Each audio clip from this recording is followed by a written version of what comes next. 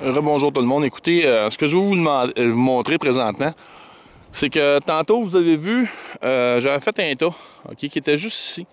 Vraiment, là, un bon monticule.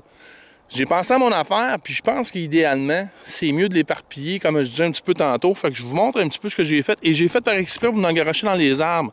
Ce qui fait que le coyote va le sentir un petit peu plus de loin, vu que c'est juqué dans les arbres. Comme ça, ici, on parle de coin de part, puis ces choses-là. J'ai encore un gros bac qui est juste ici, qui me reste encore une fois à lancer un peu partout. Dans un diamètre, je dirais, autour d'une centaine de pieds autour de moi, c'est ce que j'ai fait. Je vais me revirer de bord pour vous montrer un petit peu où est-ce que je vais être situé pour faire mon tir. On voit qu'il y a une espèce de monticule de neige qui est juste là. Ce qui fait que je vais me positionner à peu près là, ce qui va me donner à peu près une distance, je dirais, de 200 pieds environ. Je vous montre aussi autour de moi, j'ai encore ici un tas de nourriture avariée que j'ai mis pour le coyote, encore une fois dans des branches d'arbres. Ce qui fait que le coyote, bien, comme je disais tantôt, va être attiré par l'odeur beaucoup plus facilement.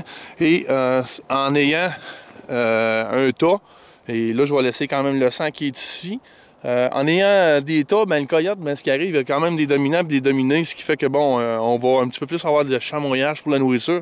Tandis que là, aussi, on le concentre en mettant des tas.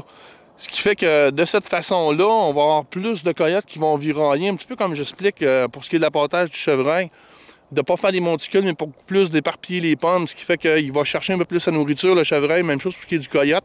Et ça nous donne des zones de tir un petit peu plus intéressantes aussi. Et ça nous permet aussi d'avoir plusieurs fois des individus qui sont plusieurs et non pas rien qu'un.